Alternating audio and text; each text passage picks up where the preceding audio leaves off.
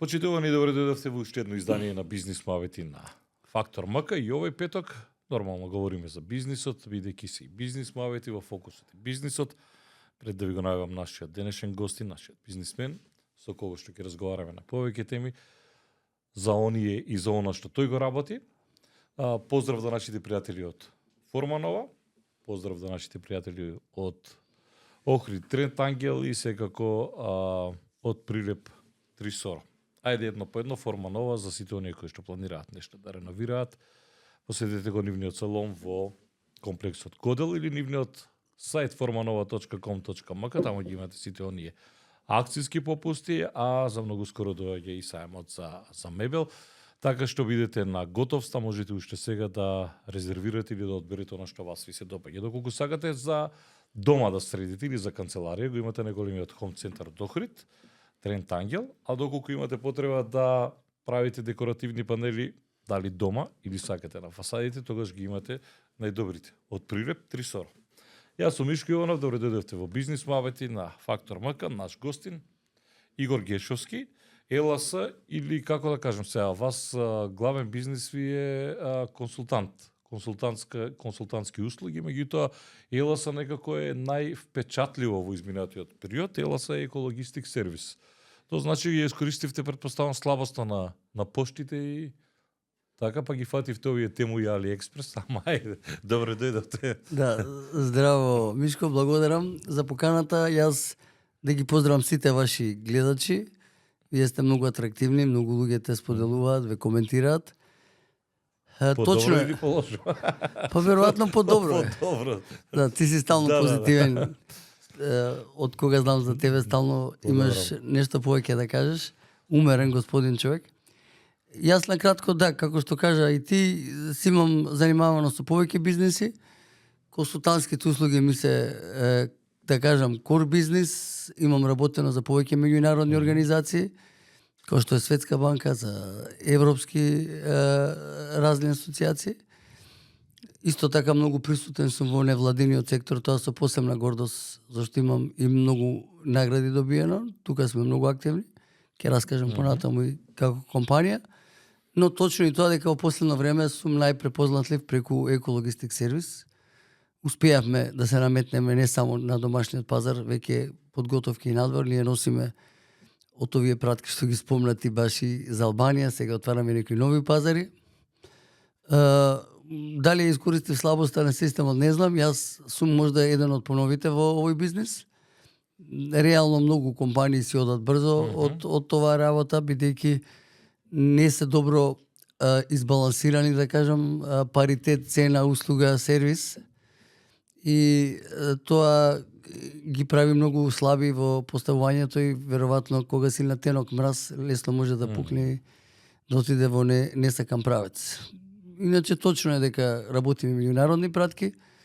Овој бизнес влегов не толку плански, но влегов подлабоко кога веќе требаше да се направат посериозни инвестиции. Направив едно скенирање на пазарот и искрено се двоумев дали да влезам во сервисот со храна или да влезам во сервисот со достава на пратки. Тоа е многу интересно и ме потикна една информација, тогаш работев за ГЕФ проектот за Светска банка за Global Energy Efficiency. Светска банка има најточни податоци за случувањата во светот и они извадија индекси дека Македонија е една од најслабите држави и во регионот, нормално и во Европа, по сервисни услуги. Гледајќи ги сите сервисни услуги, ми се допаднува зашто оценив дека има иднина. Гледам што се случува во развиениот свет. Денеска тоа го правиме ние, луѓето не одат во продавници, туку продавниците ги носиме кај луѓето. И еколошки и се намалува времето, трошокот, подобар избор може да направат. Фалат уште елементи за да бидеме на некакво ниво како што е развиениот свет, но ние успеавме да се наметнеме и да го заземеме во дечкото место, односно повеќе од 50% од пазарот го држи екологистик и тоа не е само една година, повеќе години. Во Македонија? Во Македонија, да. Помеѓу храна и ова што се рековте за пратки, зашто храна? Да, добро прашање, ќе објаснам на кратко. Да, некако чудно ми мислам, бидејќи има многу. Да, за вашите гледачи ќе кажам дека храната има можда и повеќе пари во ова, но проблемот со храната е со многу помалце пари можеш да пенетрираш и да се поставиш на пазарот со одредена услуга или сервис. За ова ние како го имаме поставено, значи ЕЛС е поставен со сериозни сектори, со магазини, со развој сериозен, ние отворивме fulfillment центар прв сега во Македонија, секој што има роба може да чува кај нас, ние да пакуваме, да бележиме, односно адресираме, селектираме, да ја однесеме ако треба и да ја наплатиме и да му ги доставиме добрата и парите на компанијата или некој приватно лице, ако станува збор. А храната е голем предизвик за Македонија, ќе се случат, верувам, поголеми промени, пошто еден Волт влезе тука. Сега Волт не сум се распишал дали е директно или со франшиза, но во тој сегмент ќе видите какава е потребата, зашто едно испитување во Светска банка што го гледав, доколку човек остане со $100, најголем процент од парите би ги дал за храна. И тоа е моментот, без разлика дали ќе има криза или ќе биде добро, луѓето мора да јадат. Мора да јадат, баш така. Но мој впечаток е, сега ќе ми исправиш ако грешам, дека ова веројатно е погодок или грешам. Зашто го велам ова? Кога и ти во најавата споменуваше, се можеме и на ти така. Кога кажа не знам дали ги искористив слабостите на системот, еве јас ќе дополнам. Например, нешто ако треба да ти стигне од Кина, карикирам AliExpress или Temu. Базата е во Будимпешта за Европа и сега таа од Кина, карикирам, за 2 недели стигнува до Будимпешта, од Будимпешта до кој што е главна за Европа, например, до Скопје би требало да стигне за 2 недели. Значи, од прилика за 1 месец од Кина треба да стигне тоа што си го нарачал. И сега е проблемот, зашто велам слабостите. Кога ќе стигне, например, за 2 недели до Будимпешта, потоа ќе стигне, што ја знам, до почта некоја одредена, не знам, сакате Централа или сакате Ѓорче, вас проблемот ви е што после кога ќе стигне таа во Скопје, вие чекате уште 3 месеци за да ви стигне пратката дома. Тоа значи дека таа слабост ја користите на немоќта на поштата, немоќта во смисла на тоа што нема луѓе, тука го најдовте моментот или? Дали грешам од прилика? Очигледно ги имаш пофатено работите, но ајде да бидеме попрецизни. Точно е, дел од тоа што го кажавте жива вистина, што ви рекле, моментот на слаба организираност на поштата не доаѓа само од овој дел вие што го кажувате. Сепак станува за државна компанија, застарена технологија. Прво, поставувањето на државната пошта е направена во СФР, бившата, и таа е позиционирана за достава и технички опремена за писма. Ни пристап до дуќаните, така натаму. Нема кадар обучен за оваа проблематика. Нема надзор, системи за контрола. Од повеќе причини тие пропусти се направени.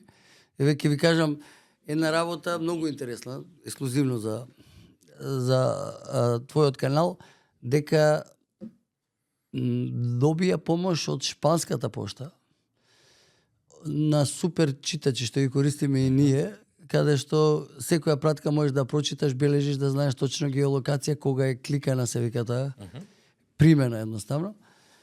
И имаше 200 и нешто парчиња од тие технички уреди и они потоа немало доволно као за сите, докупија уште, мислам, 100 и нешто. Денеска не се клика, не се прави, дури мислам дека и не се знае каде се тие апарати, затоа што на некој му одговара да нема точна евиденција или увид што се работи. И таа магија со државната пошта мене малце ми е и досадено. Постојано луѓето ме прашуваат и на улица за државната пошта. Мислам дека имаат погрешна перцепција. Тие, освен што имаат големи згради и големо име, технолошки не напреднале. Немаат кадри дополнителни, Немаат луѓе. возила. Па не е само, како да ви кажам, луѓе ќе собереш, они имаат луѓе. Ако погледнеш, реално ти имаат 2000 вработени луѓе, но они имаат во паритет, ќе ви кажам, преку 60% администратори и раководители, а околу 30% имаат оператива. Кај мене 20% највеќе оператива, односно администратори, а оператива е околу 80%. И во тоа е разликата генерално зашто се случува ние да имаме поголема ефикасност или сме пооперативни. Во однос на кинеските пратки, добри ти се бројките, со тоа што секој нов оператор во моментов тему притиска за поголема достава. И побрз. Побрзо, да. Точно е тоа. Јас ќе дадам еден пример. Ние AliExpress го почевме, тоа кога заглави Македонска пошта. Направија обид во 6 или 8 држави, пуштија со приватни сервиси да се доставува AliExpress. Кога ни дадоа шанса нас, не избраа за најдобра пошта. За жал, некои медиуми објавија дека ситуацијата иста како со Македонска пошта или полоша. Нас не прогласија во регионов за пошта број 1 во подготвеност на тоа. Ние вистина работиме и трета смена, 3 пати ја сервисираме Македонија, направивме нешто што нема во ниедна држава во Балканот. Имаме и новитети, ќе ви раскажам понатаму, што не одвојува од сето останато што го има во регионот. И успеавме да привлечеме внимание. После тоа не побара луѓето од тему, сега има и нови што ќе дојдат сајтови и платформи за продажба. Мене ми е малце криво во оваа ситуација што нашето општество, ја давам предлози и преку комората и преку Сојузот на стопански комори и до Министерството за надворешни, сега они се надлежни за извозот, да направиме ситуација да го помогнеме македонското стопанство и македонските трговци да можат да излезат барем на регионалниот пазар, а секако ние може да возможиме и пошироко и во Европа, затоа што кај нас реално има интересни работи што можат да бидат и цените ни се конкурентни. Бидејќи сепак кај нас има многу шверцувана роба, таа е атрактивна за останатите пазари, тие се поскапи пазари, побонитетни, поквалификувани за купување и може да направат добри резултати. И тоа треба државата да се насочи кон тоа како да помогне на нашето стопанство, на нашите производители, на нашите трговци да може да пласираат производи надвор. Бидејќи сега се случува еден процес непријатен. Ние генерално бевме врзани за германскиот пазар.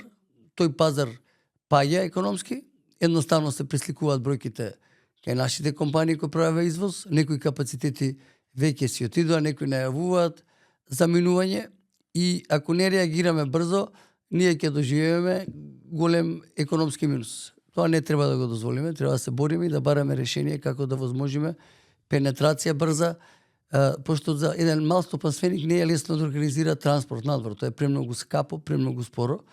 Ние како систем можеме да им обезбедиме највеќе за 24 часа да отиде надвор. Ако дадеме бенефиција, ние како компанија спремни сме да го направиме тоа. Исто и државата некоја бенефиција минимална, да ги охрабри, да излезат надвор, тогаш ќе добијат услуга поевтина како да во Србија продаваат производи, пример ја земам Србија, тоа важи за другите држави, и да можат да бидат конкурентни на тој пазар и ќе добијат десетици милиони купувачи, поквалификувани од кај нас, повторувам, што тоа е многу важно, куповната моќ е многу важна за економијата. И на тој начин да спасиме дел од нашите стопанственици, нашите производствени капацитети и трговци да може да екзистираат и да направат подобар профит. Вие сте де факто и де јуре приватна пошта, така? Така е, да. Кое што сега писма не разнесувате или разнесувате и писма? Разнесуваме, ова е добро прашање затоа што многу пати не мешат. Ние ги имаме сите лиценци. Генерално имаме најголема лиценца, кога зборам најголема, има таму во описот кои услуги може да ги вршиме. Ние имаме прва меѓународна лиценца, имаме писма од секако вид и доверливи, нотарски, извршителски. Тие се посебна приказка во Македонија и не ми е јасно зошто државата не го средува тој хаос, бидејќи таму има најголема злоупотреба и проневера кај луѓето. Луѓето губат секојдневно некои трошкови нови извршителски, нотарски, ги носат некомпетентни компании без системи и тука профитира некоја, државата си молчи и тоа нас граѓаните многу не кошта и како општество. Од кој аспект граѓаните ги чини дека се доцни намерно со испораката или? Не се прво информирани точно. Добро. Второ, кога би имале добра информација, можда некоја сметка е платена, нема да му наплатат преку нотар извршител. Блокади, ако паднете во немилост на банките, може да ви извршат, да ви ги одземат вашите добра на некоректни. Па е заради спороста на тој кој што треба да доставува. Не е само спороста, воопшто не ги доставуваат. Вие пазите на нотарите, им дозволила државата на извршителите сами да организираат достава. Мисли каков блам е тоа. Ние што Имаме обучени и условно обучени, пошто овој процес морам да признам сите учиме, нема школа, државата не се ангажирала да направи било какој курс барем за оваа работа. Ние не успеваме со системи на геолокација, секој време да знаеш кај била пратката, со можеме фотото од самото место да се имплементира во нашата база, да види човекот колку сат кај сме биле, дали примил, не примил, има електронски потписи, имаме сигурносен код. Единствено сме у Балканот што доставуваме пратки од кинезите, пошто тие се платени, има можност за голема злоупотреба. Ние пред да добиете вашата пратка, стигнува еден код за верификација кој треба да ни го даете за да потврдиме дека вашата пратка го добила сигурносниот код. Курирот не го знае тој код, тој централата го генерира, односно системот. И имаме методологија, техника, софтвер систем кој се разликува од другите. Сега место државата да се заинтересира како да го намалиме јазот на овие злоупотреби, како да не го осиромашуваат граѓанинот со дополнителни трошоци без разлика дали се адвокатски, нотарски, извршителски или други пенали и камати. Они прекјутно го толерираат сето тоа и оди на штета на граѓанинот и потоа да не чуди зошто ни се условите такви, луѓето ни бегаат, има незадоволство, има лошо чувство на правда. Гешовски, конкретно за екологистик сервис, колку вработени имате? Добро прашање. Значи, вие реално сликата на екологистик е, ние сме околу 250 како екологистик сервис, имаме 150, можда сега сме и 200 аутсорсинг. Ние одиме на принцип да ги дадеме сите наши услуги аутсорсинг, кога зборам бази, им даваме за гарантиран бизнис, имаме многу добар модел, исплатлив, за гарантиран, работат на микрореони, им даваме поддршка, не само систем, не ги користат нашите лиценци, ги брендираме, него и возила ако заглават луѓе, техника, и тоа го прави многу атрактивен, зашто нема трошкови, на мал реон ефикасноста е голема, можноста за работка е одлична, и секој кој се нафатил со ова осетил дека може вистински да профитира, затоа и растеме сериозно, бројката може би овој месец ќе стигне околу 100 бази, иначе околу 400 до 500 луѓе се активирани во овој процес на носење на пратки, пошто ние имаме околу пола милион пратки, повеќе од пола милион пратки имаме месечно. А дневно како е? Дневно е околу 20.000. 20.000 пратки дневно. И сега кога спомнувате аутсорсинг, тоа значи дека јас, например, можам да дојдам со мојот автомобил, карикирам сега и да кажам, ви се нудам за да разнесувам пратки, така и ние склучуваме договор претпоставено со вас, така и вие ме внесувате во системот, нешто како да го поедноставам, не знам, како такси компанија можеби. Убер. Да. Да, не е баш таков моделот, има некој можда пријател, комшија, некој кој сакал да дополни некој простор. Ние ќе се пофалам дека сме направиле тим за гаснење пожар или интервентен тим на супер доставувачи. Тој тим го градиме на места кај што ќе шкрипи или ќе дое поголем обем, зашто оваа работа не може да предвидите кога има акција некој кога продава повеќе. И тему и големи провайдери може оваа недела или овој месец да направат акција и да го дуплираат бројот на пратките. Тоа е моќна алатка преку маркетингот дигитален. А зошто сме ограничени, например, на тоа тему се ограничени луѓето кога нарачуваат на одредена сума на пари? Да, овој месец ќе биде ослободено тоа, ќе биде до 90 евра, ќе се плаќа само данок, после тоа има уште една фаза и уште една. Во Србија мислам дека ќе биде овој месец до 3000 евра. Добро. Да. Сега во Македонија колку е? До 21 евра. 1200 денари, така нешто повеќе нема. Така. Аха, за една пратка, така? За една пратка. А вие работите за тему. Тие ве најдоа, вие ги најдовте како оди тоа или? Ја ви кажав, штом направивме добри резултати, кај нас се јавија веќе 5-6 платформи од Кина. Нема да биде само тему, ќе влезат и Шеин и некои други исто многу интересни за техника, поголеми платформи, светски платформи зборам. Разговарам и со западни платформи и идејата ми е да го развиеме регионот. Јас многу имам голема желба да му почнеме да извезуваме македонски продукти. Не ме радува што вршиме само извоз на странска роба. Генерално нашата економија не е конкурентна, но морам да кажам дека и тие големи платформи имаат субвенции. Сите држави во светот кои субвенционираат извоз, тоа мора да го сватат и нашите одговорни лица во државата, сите бележат голем економски раст.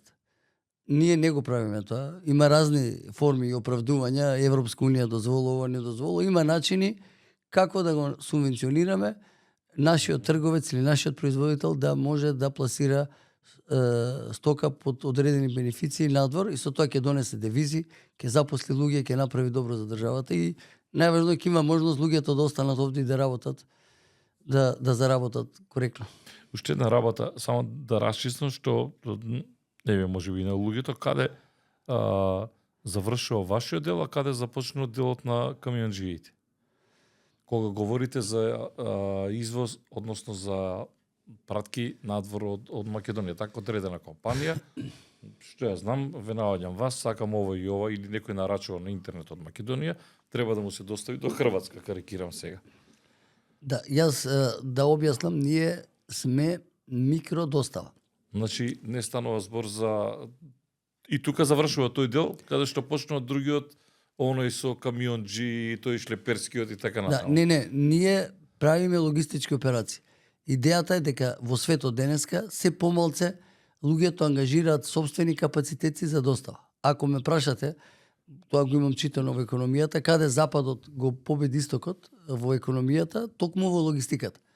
Значи и војната денеска се добива преку добро одработени логистички операции. Вика дека 70% победата во војната се логистичките операции. Поставувањето, хранењето, дотурот на оружје, на енергенси и така натаму. Така и во оваа работа, кој направи добро осмислен концепт за логистика, значи ние камиони возат кај нас во Македонија, имаме 3 тури дневно, може и четврта ќе оведеме, зашто сега ќе ги сепарираме габаритите. Посебна тура со брзи комбиња за писма оведуваме, сакаме да ги сегментираме, зашто Македонија реално нема кој да однесе квалитетно писмо. И таа појава е многу интересна, јас цело време избегнував да направам нешто квалитетно за писма, од причина да не мисла дека сега е Вигор му текнало да ја руши пошта. Мене воопшто пошта не ми е ни таргет, не се ни судираме со интересите, они бргаат некои државни работи, ќе откријам една тајна во твојата емисија, ја до сега немав државно писмо. Од кога дојде промена на власта, сакав да пробам дали функционира тоа. И пуштија тендери, се пријавив на тендери и успеавме генерално најголем број тендерите ги земавме. Значи, кога зборам тендери, тоа е електронско јавно надавање, нема тука мој, твој, знаеш, не знаеш. И успеавме да земеме неколку министерства, не знам, некои општини јаме земено, судови јаме земено.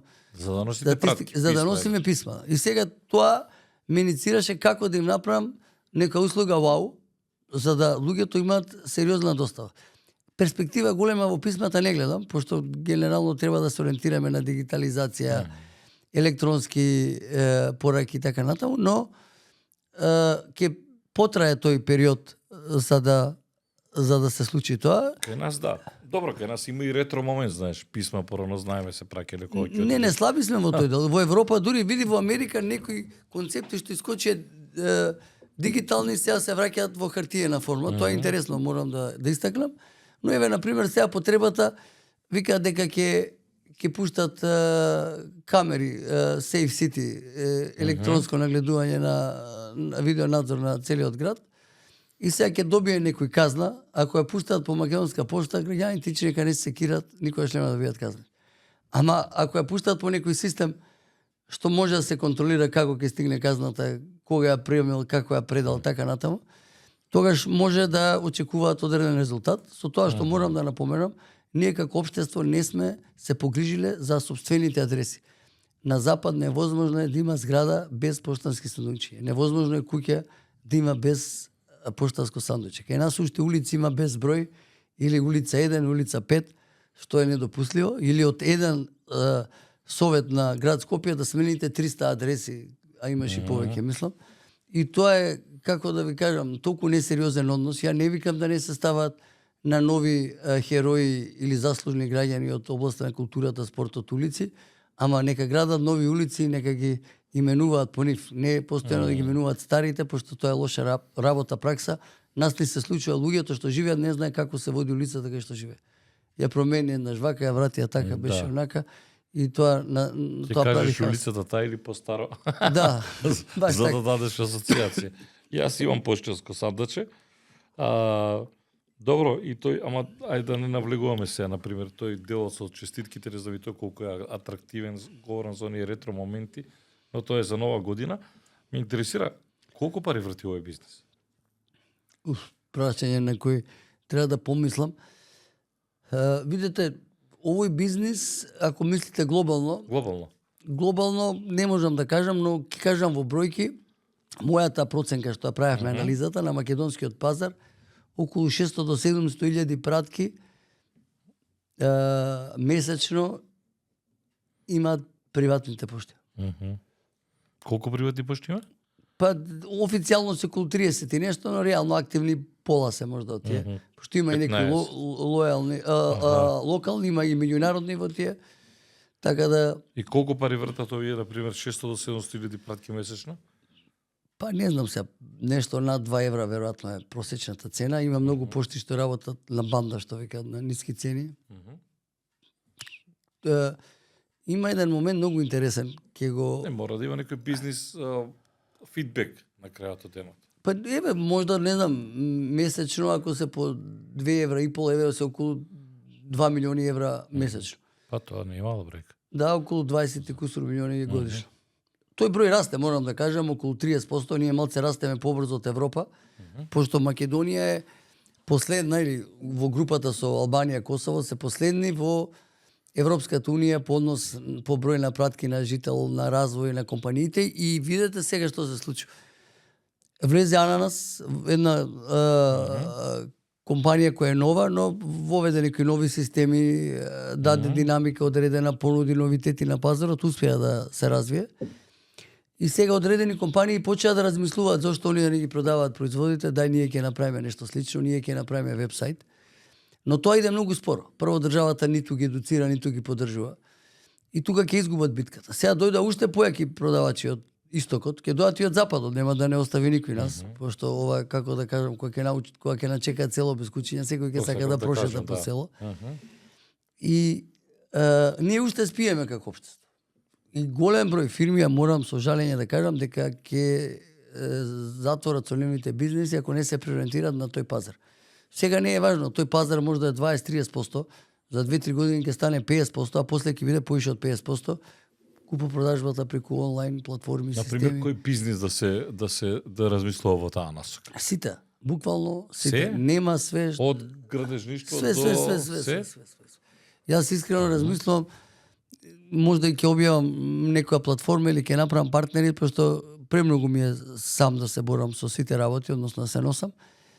Да направиме еден голем склад или да направиме дисперзирани складови каде што со одредени возила ќе може да го носиме градежниот материјал. На запад веќе нема такви приказки.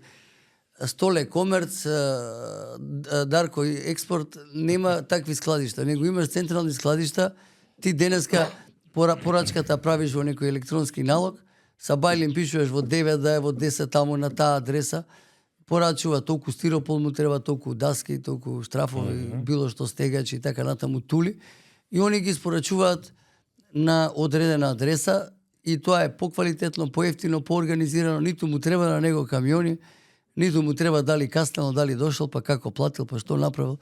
И големите системи више го организираат тоа. И кај нас ќе дојде прашање дали ќе го организираме ние или некој од надвор ќе ни дојде, ќе ни направи сето тоа што треба. И сега, како да се зголеми довербата? Нели, маркетингот е еден момент кога ќе влезете на Тему или на AliExpress, вие ги гледате сите тие работи, и првото прашање кое еве јас си го поставив, дали ќе стигне истиот производ како што е на сликата? Тоа ни вие не можете да го знаете, но која е сигурност на клиентот или еве на мене како купувач? Имам два дела во ова што ме прашавте.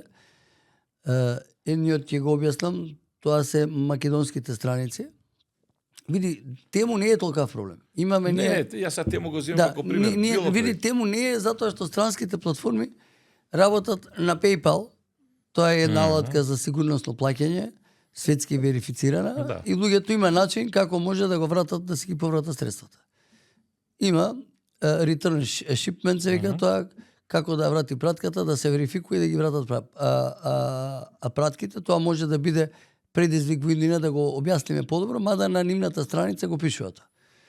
И тие се светски продавачи, лиценцирани, сертифицирани, нема превара тука во тој дел да мислите. Ако има некој проблем, они се спремни да влезат во тоа, имаат Сакам да кажам за сериозни фирми станува ствар. Апсолутно, апсолутно. Додека Затоа што вие секога нарачувате онлайн, може нешто кое што е, карикирам сега, 2XL-а, па кога ќе стигне да ви е мало или големо, па да сакате да го Тоа вратите. продавница се случува, ти го гледаш, го фаќаш, пробуваш Тама дома. продавница го пробуваш, па го вадиш. Ако Се не го случува. пробаш, може да се случи, или дома Може ќе да се видиш дека случи, е да. малце потесно, а пишува величината која Да. носи. За- Во случајот со македонските производи, тука има еден дел што треба да го спомнам, косовските продавачи го нападна македонскиот пазар. И видите, тука е многу Тоа е од непријатно. поодамна веќе го имам приметено. Да, тоа е огромна бројка и видите што случува. На косовска страна паѓаат цело време пријави, стопираат роба, зимаат коли, апсат луѓе. Кај нас се прави кога да сме негде во кога да не допират. Пази, таа роба што паѓа и што ги фаќаат се за македонскиот пазар. Мене ми е жал, морам да истакнам, имам мислам и сам со себе размислам. Ние навистина имаме одлични односи во моментов, супер односи имаме и со Албанија, и со Косово, и со Србија. Оваа влада пробува да ги избалансира тие односи и тоа прават заеднички седници и одат се трудат да воспостават. Тоа е добро за целиот регион. Ние треба да имаме такви со Бугарија, ме некој ме прашате, и со Грција немаме ништо. Ние сме мала држава и треба да бидеме добри со сите соседи. Но во делот на размената имам проблем, затоа што реално тие пратки што ги носат од Косово не се повеќе од 20, 30, 50 евра. Тие реално поминуваат без царина. Зошто не направат брз канал? Зошто државата не има возможи да има размена регуларна? И поради слабоста на овој систем се случува во Македонија да има 3-4 косовски пошти. Зашто никој не се прашува зошто нема македонска пошта во Косово? И сега се случува втор момент, пошти од Србија влегуваат на македонскиот пазар. Пазете. И сега се случува брендови. Тука е интегритетот каде го има државата. Зашто не се запраша? Зашто вие давате на српски провайдери, на косовски, секи дојдат и други, пошто знаеш, Па борнавме пред нас. во на интернет тоа е, веројатно и ние треба да размислуваме како што Нема видите вие. нема логика во тоа, затоа што се наоѓа за други интереси. Прво србите се што доаѓаат продаваат приказка на логистички провайдера за цел регион. Тука треба да се го бара своето место под сонцето, Македонија, пошто ние имаме една предност поголема од другите. Например, српските провайдери реално тешко поминуваат во Албанија и Косово, поради политичката Апсолутно, состојба што да. е. Во пола Босна исто така не се многу драги. До вчера и во Црна Гора има проблеми. Со Бугарија се постојано во... И сега, ако е таква приказката, ние македонците, па обратно, кај сите овие места влегуваме без никаков проблем. А имаме ние наши? Не, Ние можеме, не, ве разбрав што сега немаме ни една наша ние која ќе царината така? треба ни да ни обезбеди 24 часовно царинење и брз сервис на пратките. Ние треба бидеме главен центар за Балканот, ако сакаме да постигнеме големо, и тука треба да направиме магазини, логистички центри, каде што од тука ќе се дистрибуира пратките надвор. На почетокот За кажа... регионот, претпоставам. Апсолутно. Затоа што ја реков дека за Европа е Будимпешта. Видите, тоа за Будимпешта ќе ви го кажам. Сега и Словачка исто го прави. Значи, они направи еден супер интернационален карго аеродром. Тоа е истиот аеродром што е и за цивилни патници, еден департмент позади. Така. И нашиот аеродром, место да шират пистата сега, или онаа писта што требаше да биде за карго во Свети Николе, што фотоволтаици ќе ја прават, што исто тежок лапсус, на најплодно земјиште фотоволтаици да ставиш, кога зеленчукот расте секоја година оди во сериозен бизнис. А енергијата знаеме дека има начини да биде многу поевтина други начини. Ние на толку алтернативни извори, ние имаме поскапа струја. И знаеш, на крај ќе кажеш бато не ме брани повеќе, знаеш, онаа народна. Фала. Да, фала, Бато не ме брани веќе. Да. И место да направиме ние, пошто немаме море, пазите. Ние немаме море, но има и држави други што немаат море. Земете го примерот со Австрија, Швајцарија, тоа се супер економии, супер развиени држави. Они немаат исто море. И Маđарска нема море, да не заборавиме. Да. Ама они направиле пристаништа каде што можат со авион многу брзо да разменат стоки и ливната поставеност дозволува да бидат стратешки важни, например. Се Будимпешта за цела Европа? Не. Не, така. Не, Словакија, кинезите се единствени кои имаат аеродром во Германија што им дозволила државата да го рентаат. Значи приказката е сериозна, во тој дел и ова што се случува со германската економија, една од причините е кинеските стоки. Морам да истакнам дека кинезите многу мудро го направија тоа. Пенетрира брзо по не само по регионов, него прво на западот влегува. И во И се иднина... спушти надолу. Да, и во иднина... Ние не сме атрактивни Добро, пазар. ние сме имали Апсолутно. Ја ги викам дека ние сме на ниво на статистичка грешка. 600-700 илјади пратки месечно, тоа кој знае Тоа колку се е македонски. во- Сега со ова ќе се поменат бројките драстично. Кај мене во компанијата сега има повеќе меѓународни пратки отколку домашни, што и јас не сум многу среќен заради Што тоа. значи тоа меѓународни пратки дека Па AliExpress тему сега има нови провајдери, тој Добро. број ќе расте, тоа значи дека нашите продавачи и нашите компании ќе имаат сериозна конкуренција и ќе бидат во одреден пат или застој, додека овие другите ќе го заземат своето место. Знаете како ние дома имаме некој буџет, некој 50-100 евра, некој 500 евра за да купиме нешто. Се кај вас стигнува од Темо или од AliExpress и вие ќе го носите во надвор од Македонија? Не, тоа го правиме. Јас сега правам обид авион да слетува за овие региони или за овој пазар во Скопје.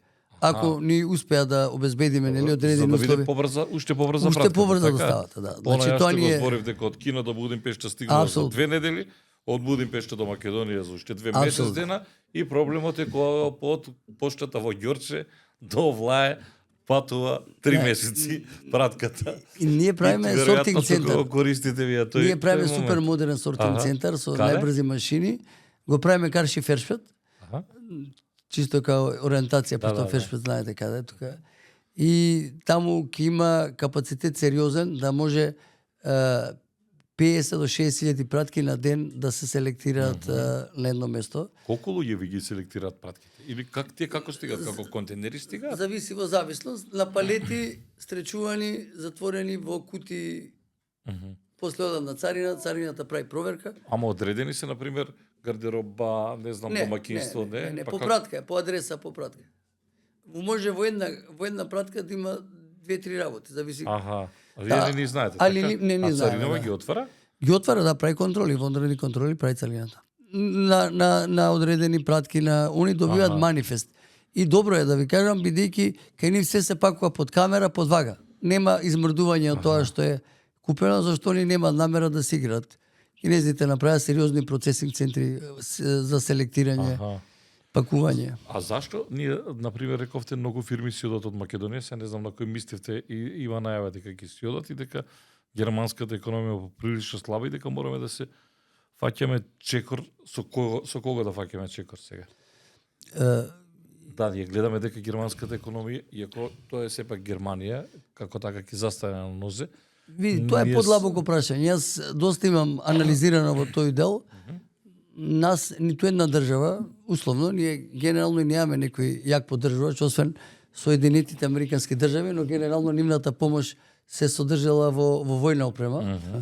Добро, па најголемиот извоз наш е во Германија. И сега, консултентски услуги. Не, зборам за друг дел. Аха. Ние немаме некој ментор кој нас ќе не внесе во Европа или ќе не развие индустријски.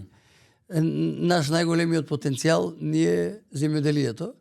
И во тој дел немаме унапредено. Ние немаме, например, наши семенари, немаме откупни центри современи, немаме комори за чување на овошје, за селектирање, пакување стандардизирано и ред други работи. Сортите кои ги садиме не се квалитетни и тоа допридонесува да имаме таков статус како што имаме. Многу пати ни се случува ќе дојде некој ќе ни ги откупи за ефтини пари и ќе ги препродае за поскапи. Имаме одлична почва, имаме сонце што е најбитно, вода, но не знаеме добро да се пласираме и добро да произведеме. Тоа ни е нашиот најголем капацитет што храната треба да ни биде наш прв приоритет, но ние во областа на здравствените услуги, на било кои потреби, како држава не успеавме, дури и за нашите селеници, еве, например, за заби, има многу пријатели што доаѓаат да прават заби, грци доаѓаат овде заби прават и од други држави, да направиме некоја линија, да направиме некое место. Ние самата држава за постоперативни зафати, ова морам да ви го кажам, ја имам пријатели, му се зезнал куку од коленото, оди во Игал, оди во Словенија, во Грција, во Бугарија, во центри, затоа што државата не осмислила некои центри каде може да се оправуваат луѓето после операција соодветно, дали е на срце, дали е на некоја скршеница или нешто друго.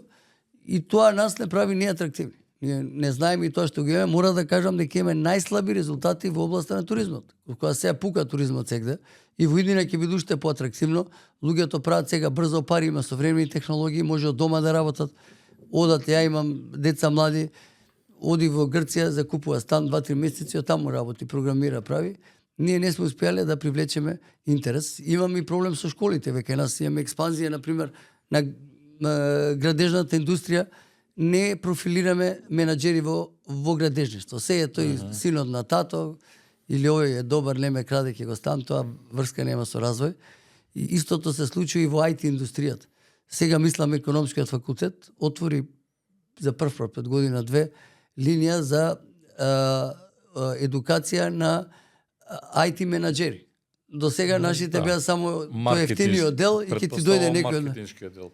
Не, IT менаџери значи луѓе кои ќе раководат со IT компаниите. IT компании, да. Да, не го развива тоа. Јас во овој дел, на пример, кај што има зголемен раст, постојан, континуиран раст во поштанскиот бизнис, ние немаме курс измислено како држава. Да му се кажат на тој што ќе работи, кои му се прават обврските, законските можности и така натаму. Тоа е на толку ниско ниво да е срамота и после се случуваат работи кои луѓе залутале. Морам да истакнам последните месеци се јавуваат сериозни компании да земат канцеларии, сериозни луѓе, има луѓе кои напуштиле бизниси, кај мене доаѓаат луѓе од банкарскиот сектор. Интересна појава се случува и горцум на тоа и мислам дека ќе успееме да привлечеме се поголемо внимание во иднина, зашто овој бизнис допрва ќе стане атрактивен и ќе има поуште поголемо И влијание. овој бизнис е веќе многу одамна.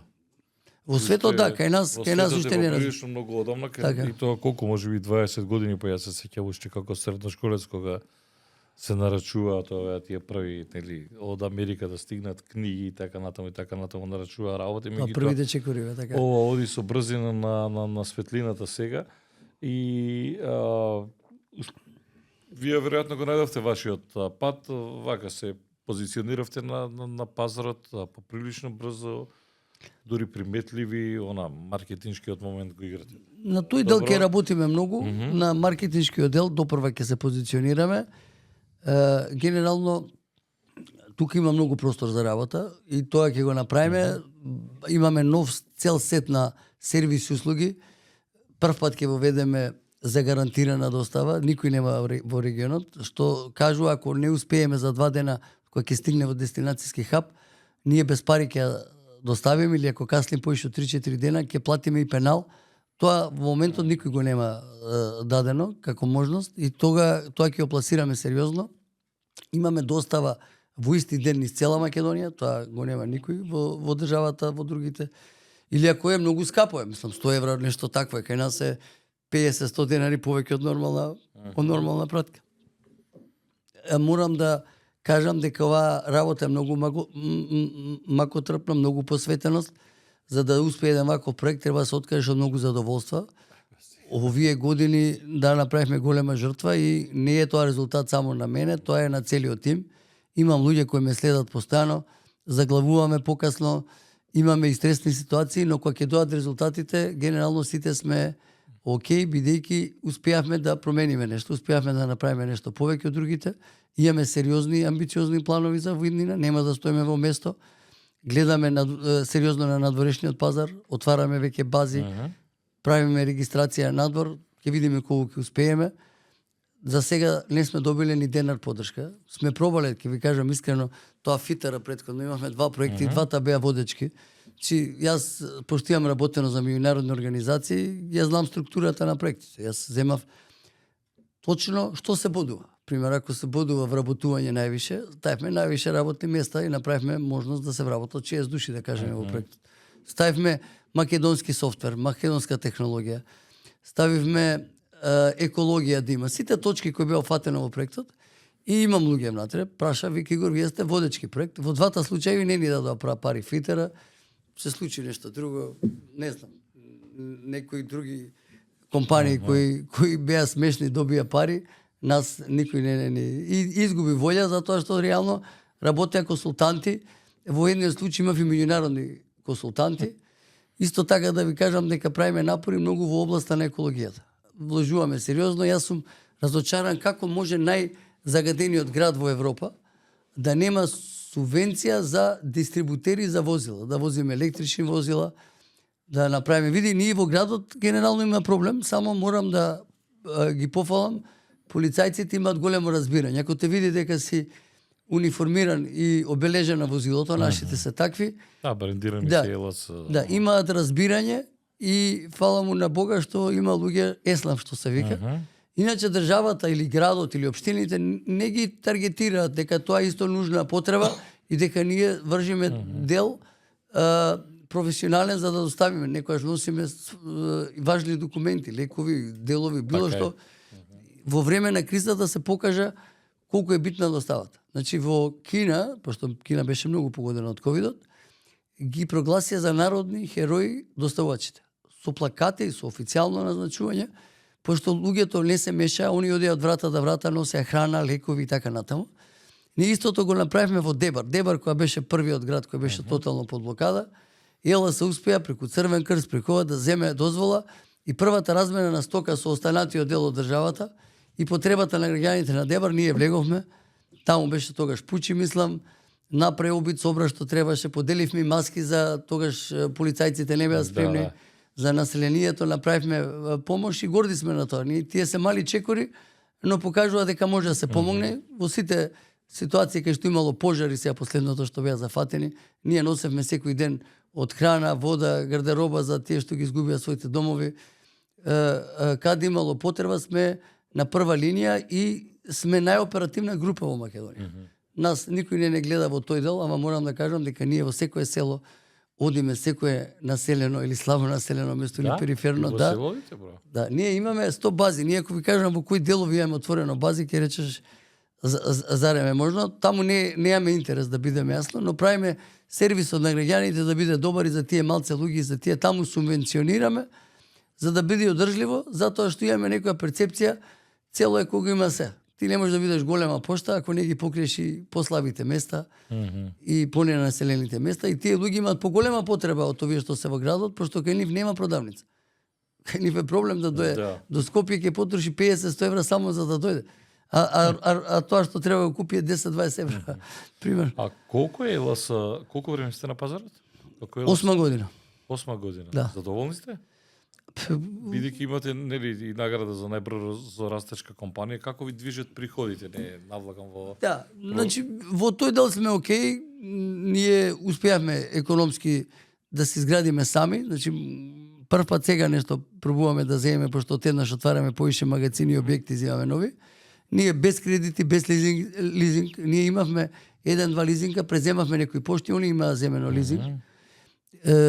Успеавме да направиме и тоа е резултат на голема посветеност. Ја морам да ти кажам, не сум си ја сменил колата, не отидов да правам хирови некои, кога одам на одмор буквално како да кратам од себе, ама имам големо разбирање и поддршка од дома, благодарен сум, затоа што тоа е многу важно за да направиш. Ти таму беше што прави суте по работа. Да, ми викаат, види, во секој екстремна поставеност, генерално тие што ти мислат добро и те сакаат, ти викаат дај малце сопри, дај малце одмори, тоа е. Ама па ако сакаш да успееш, мора да се одважиш да го фатиш патот кој мислиш дека е добар и ќе успее.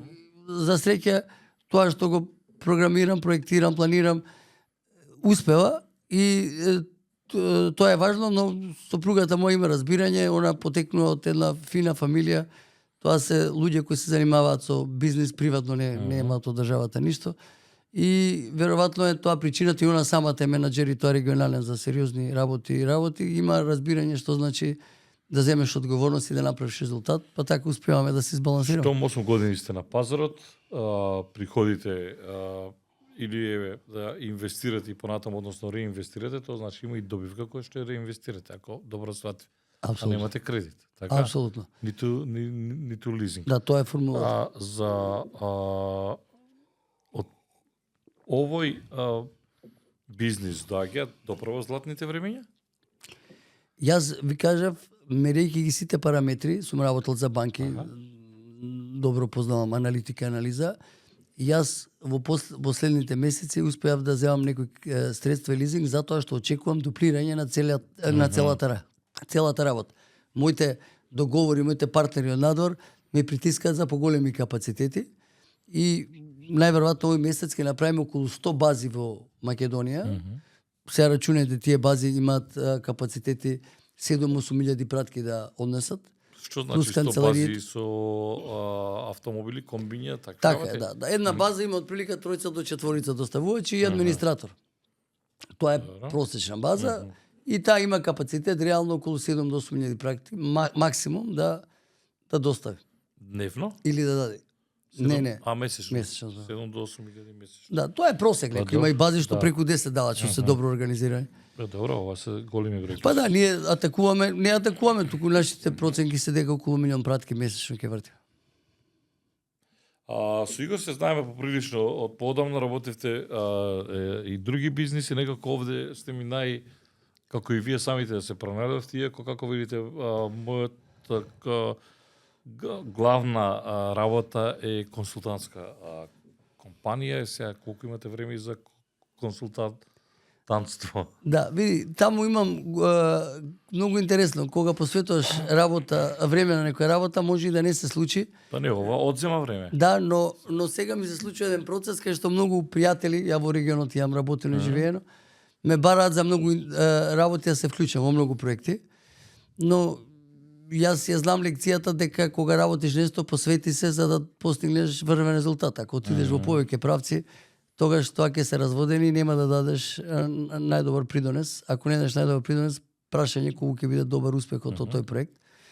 Види, тоа треба да го сватиме сите. И криво ми е што ова општество, например, тие што прават резултати, тоа може да се извади аналитички, кои се добри компании или кои се добри студенти, треба државата си ги земе под своја закрила и да направи нешто за нив, пошто тоа ти е како многу детно семејство. Ако имаш ти 10 деца, двајца се поспори, тројца не учат, ама имаш 2-3 што трчаат добро или што прават резултати, посвети се кај нив, тие ќе повлечат цело семејство и ќе направат резултати за сите. Така и државата треба да направи некој систем како да ги поддржи тие. За жал до сега не сме добиле поддршка од никој. Ова е нова власт, верувам дека може ќе најдат време, начин да се свртат кон економијата. За сега не прават притисоци, морам да истакнам и тие претходно не сме немале политички притисоци и тоа е добро за бизнисот, но мора да научиме да даваме поддршка. Ако не даваме поддршка, ние само по себе многу споро ќе се развиваме и на крај што ќе се случи? Ќе дојдат некои странци, ќе дадат пошта заради одредени бенефици, нели, кога даваат кај странци многу полесно се договараат, ќе ги избркаат пола луѓе, ќе ги качат цените и они ќе профитираат и кај нас ќе се случи она што е смешно и поштата да мора странци да ни организираат да си ја носиме. Иначе трендот во светот, да знаете, Royal Post, например, од Англија, сега еве данска пошта престана да носи писма после 400 или 800 години постоење. Да, тоа видов. Да, исто и со англиската пошта ја продаде на чешки милионер. Така да трендот во најразвиените држави, зборам што имаат сериозна култура, што имаат пошти што постојат повеќе од колку што постои нашата држава или државите на Балканот, расчистуваат со тој дел. Затоа што кај нас јавните предпријатија што ги ствараат долговите, а ги плаќа државата, тоа мора да го потенцирам, на крај ги плаќа народот. Овие импровизации, овие нефункционалности, а има многу јавни предпријатија кои работат со сериозни загуби, сега со падот на овие лоши економски параметри што се случуваат, тука не е крива владата, знаете, кога паѓа економијата не е тоа одлика само на владата, ако германската индустрија паѓа, помалце троши резервни делови и други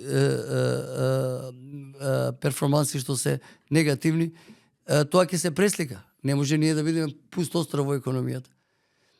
Така да мора да размислуваме и да се преквалификуваме за да може да го преживееме тој удар што помалце штета да предизвика и да направиме услови како да можеме сами да се изградиме и да заработат подобро луѓето овде и да останат да живеат во едно посредено општество и подобра средина. Добро. Благодарам што бевте во Бизнис Мавети. Да, ти благодарам, Мишко. Се најдобро. Уште еднаш поздрав до гледачите. Благодарам, ќе имам и понатаму за што да разговарам. Игор Гешовски, собственик на Екологистика сервис или ЕЛАСА. Слушнавте што и Како не очекува во блиска иднина, апропо сите оние кои што се на своите телефони или пред своите компјутери со сите оние онлайн нарачки за и околу безбедноста. Овде завршуваме, почитували, благодарност до нашите пријатели. Форманова, formanova.com.mk, благодарности до Трент Ангел, најголемиот хом центар во Охрид, со своји експозитори овде во Скопје и секако благодарности до нашите пријатели од Прилеп 3 Соро, кои што исто така за скоро време ќе се распространуваат низ цела Македонија, кои тие веќе работат не само во Македонија, туку и надвор од границите. Беше ова Игор Гешовски, собственик на ЕЛС. Вам почитувани ви благодарам што бевте со нас. Довидување.